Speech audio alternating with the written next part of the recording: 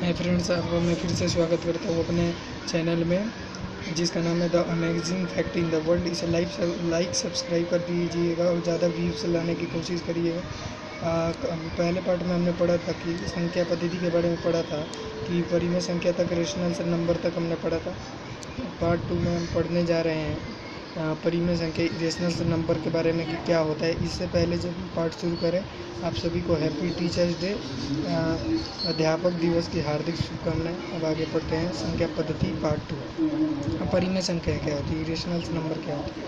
अपरिमेय संख्या वह संख्या होती है जिसे p/q के रूप में निरूपित कन्वर्सन नहीं कर सकते, और यह संख्या अनवसानी आवर्ती नॉन टर्मिनेटिंग नॉन रिकरिंग होती है। ठीक है, मतलब ये इसे हम p/q के रूप में नहीं निरूपित कर सकते, और जो हमारी परिमेय संख्या थी उसे हम p/q के रूप में निरूपित कर सकते थे, लेकिन इसे हम नहीं कर सकते। इसी पहला कारण ये हो गया इसका अपरिमेय होने का, और दूसरा कारण ये है कि अगर कोई भी संख्या दी हुई है, अगर आपको पता करना है कि यह अपरिमेय है या नहीं है, तो जैसे वो संख्या बार बार बदलती जाएगी और रिपीट होती जाएगी। अगर जो संख्या बार बार बदले, जो बार बार रिपीट हो, वो उसे आप कह सकते हैं कि वो इरेशनल नंबर है। यही दो कारण से अपरिमेय संख्या बनती है।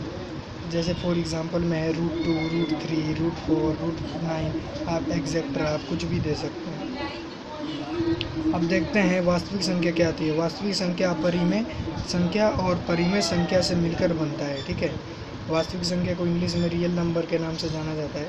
फॉर एग्जांपल में है 2/3, 4/1, 6/2 और √2, √3, √9। अब रियल नंबर को देखते हैं। इंग्लिश में इसका definition, real number is a part of irrational numbers and irrational number. जो मतलब वास्तविक संख्या है वह अपरिमेय संख्या और परिमेय संख्या का एक हिस्सा है, अंश है। अपरिमेय संख्या क्या अंश है। फॉर एग्जांपल में 2/1, 4/2, 5/3, 6/2 और √2, √7, √9, √10 एग्जेक्ट्रा। अब देखते हैं इरेशनल नंबर का इंग्लिश में डेफिनेशन देते हैं। इरेशनल नंबर इज दैट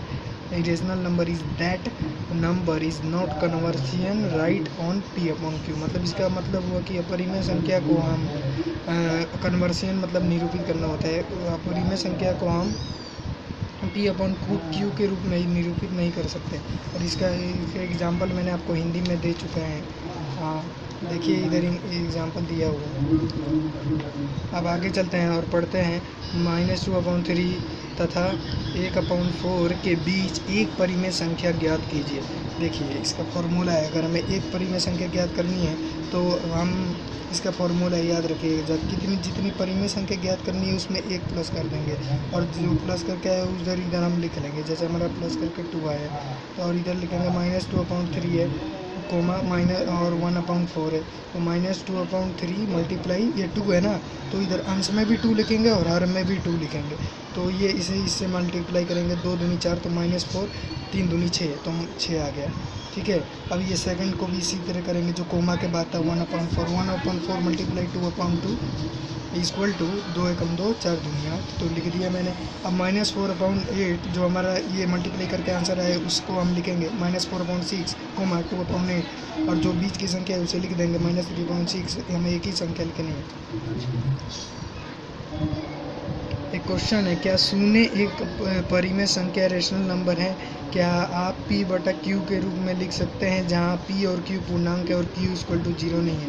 तो हम लिखेंगे हाँ 0 एक अपरिमेय संख्या है।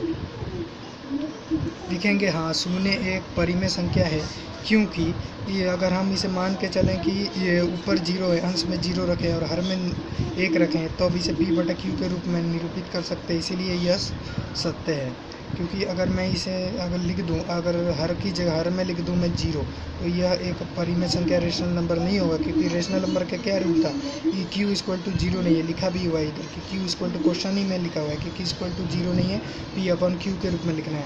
तो देखिए हमने लिख दिया, p क्या हो गया हमारा 0 हो गया और q 1 हो गया। तो अब कुछ भी वैल्यू डाल सकते हैं, लेकिन ध्यान रखिएगा कि हर में बस 0 ना आए, इसके सिवा कोई। चलिए दोस्तों, अब पढ़ते हैं तीसरा क्वेश्चन। तीसरा क्वेश्चन में है कि 1 तथा 2 के मध्य 5 परिमेय संख्या ज्ञात कीजिए। 1 और 2 के बीच में 5 परिमेय संख्या ज्ञात करनी है, तो हम लिख देंगे कितने। मैंने ये क्वेश्चन फर्स्ट जैसे ये हमने क्वेश्चन फर्स्ट में 1 और 3 की करनी थी, इसमें 5 की करनी है। ठीक है, 1 और 2 की करनी है, ठीक है। तो इसमें लिखेंगे जितनी परिमेय संख्या दी हुई है, जैसे 5 दी हुई है उसमें 1 जोड़ेंगे तो 6 आएगा, ठीक है। और 1 और 2 है तो 1 × 6/6 इक्वल टू 6/6, 2 × 6/6 इक्वल टू 12/6, ठीक है। और इसमें जिसके मध्य जो 5 परिमेय संख्या आ रही थी हमने लिख दिया 5/6, 4/6, 3/6, 2/6, 1/6। अब एक क्वेश्चन है कि प्रत्येक पूर्णांक एक परिमेय संख्या है। अब एक क्वेश्चन है कि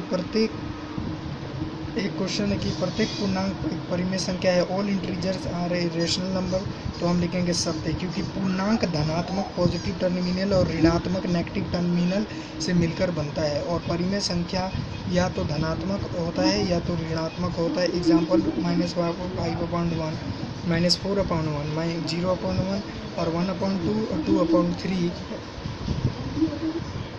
यही लिख देंगे एग्जाम्पल में। अब मैं बता रहा हूँ इसे क्यों, ये सभी पूर्णांक क्यों हैं परिमेय संख्या, क्योंकि वो जो परिमेय संख्या होता है या तो माइनस में होता है या तो प्लस में होता है, या तो नेगेटिव में होगा या पॉजिटिव में होगा।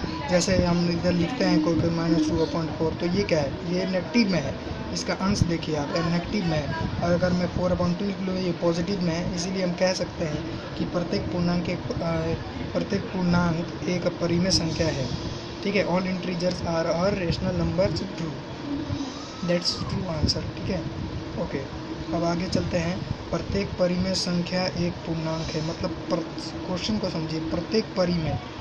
प्रत्येक पूर्णांक परिमेय संख्या हो सकता है, लेकिन प्रत्येक परिमेय संख्या एक पूर्णांक नहीं हो सकता। असत्य है, क्योंकि जो पूर्णांक होता है वो या तो धनात्मक या ऋणात्मक होता है, लेकिन उसके हर में कुछ नहीं होता। जैसे पूर्णांक होता है तो पूर्णांक क्या होता है, 4 होता है, 2 होता है, 1 होता है, माइनस और प्लस में होता है, ठीक है। लेकिन उसके जो अंश के मतलब हर है उधर कुछ नहीं होता, मतलब उधर 1 0 कुछ नहीं होता। इसीलिए हम कह सकते हैं कि प्रत्येक परिमेय संख्या एक पूर्णांक नहीं है, इसका आंसर है। तो दोस्तों, आज टीचर डे के उपलक्ष्य में मैं आपको एक शॉर्ट ट्रिक बताने जा रहा हूं जो आपके पेपर में बहुत काम आएगा। लेकिन ध्यान रखिए कि कोई भी स्क्वायर के पीछे 5 होना चाहिए, और वो 100 अंक है, 100 नंबर है हमारा, उससे कम होना चाहिए, लेकिन लास्ट में 5 होना चाहिए, ठीक है। ये ध्यान में रखिएगा। सबसे पहले हम 2 से बड़ा एक संख्या लीजिए, तो 2 से बड़ा कौन सा होता है, 3, तो हम लिखेंगे 6, 3 दूनी 6 होता है, ठीक है। और 5 का स्क्वायर कर लेंगे, 5 का स्क्वायर 25 होता है। अब इन्हें एक संग लिखेंगे, देंगे 625 आंसर। ये शॉर्ट ट्रिक है, इसे आप माइंड में कर सकते हैं और किसी को भी चौंका सकते हैं कि भाई तुम, फिर लोग समझेंगे कि तुम्हारा दिमाग तो बहुत तेज़ है। अब ठीक है, अब आगे बढ़ते हैं। 35 का स्क्वायर, मतलब लास्ट में 5 होना चाहिए, ये ध्यान रखिएगा, और 100 से कम होना चाहिए, नहीं तो आपका क्वेश्चन गलत हो जाएगा। मैं 100 से भी ऊपर वाला वीडियो लाऊंगा कि कैसे करेंगे स्क्वायर ईजी में, लेकिन थोड़ा वेट करिए। देखिए, जैसे 35 का स्क्वायर है तो 3 × 4 करेंगे, 4 × 12 हो गया, ठीक है। और 5 का स्क्वायर कर देंगे, 5 का स्क्वायर होता है 25, ठीक है। तो 1225 हो गया इसका आंसर स्क्वायर। मतलब ये आप दिमाग में कर सकते हैं। जैसे 45 का स्क्वायर है तो दिमाग में कर सकती है, 4 × 5 = 20, 4 × 5 = 20 हो गया, और 5 × 25 मतलब 2025 हो गया। जैसे इधर करके भी देख लेते हैं, ये दिमाग में ही कर सकते हो। 45 का स्क्वायर दिमाग में जैसे मैंने करा अभी, 4 × 5 = 20, और 5 का स्क्वायर कितना हुआ, 25 हो गया, ठीक है। तो क्या हुआ, 2225,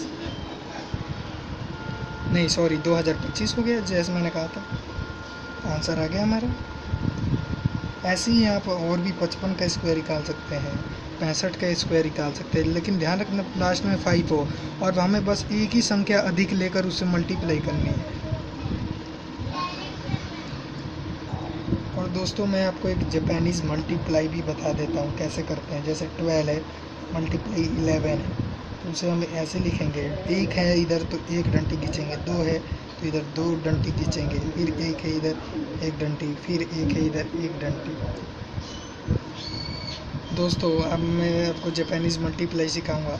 12 मल्टीप्लाई जैसे 11 है तो हमने, मतलब जैसे 1 है इधर 12 के आगे, तो मैंने लिखा 1, इधर 2, तो इधर 2 लिखा लाइन, फिर इधर 11 है तो एक लाइन लिखा, फिर इधर मैंने इधर इसको ऐसे कर दिया, ठीक है, और फिर इसको ऐसे कर दिया। मतलब ये जो है, इसे हम मैं थोड़ा जूम करके दिखा देता हूँ। जैसे ये है, जैसे ये है, इसे हमें क्या करना है, जैसे इन बिंदुओं को जहाँ पे ये कट हो रहा है, जहाँ पे ये इंटरसेक्ट हो रहा है, उसे हमें बिंदु कर गिनना है, बिंदु लगा कर गिनना है। जैसे 1 2 2 हुआ। अब ये आमने सामने का बीच वाला का पॉइंट एक संग गिनना है, 1 2 और ये क्या हुआ 3, तो मैंने 3 लिखा, फिर इधर 1 तो इसे 1 लिखा है। ऐसे आपका आंसर आ गया 132। आप ऐसे किसी को भी चौंका सकते हैं ऐसे कर सब क्वेश्चन करके। वीडियो ज़्यादा लंबी हो गई है, इसीलिए अभी के लिए बाय। और मेरे चैनल को सपोर्ट करिएगा, सब्सक्राइब करिएगा, ऐसी आपके लिए मैं ऐसी वीडियो मैं लाता रहूँगा। जब तक के लिए जय हिंद, जय भारत।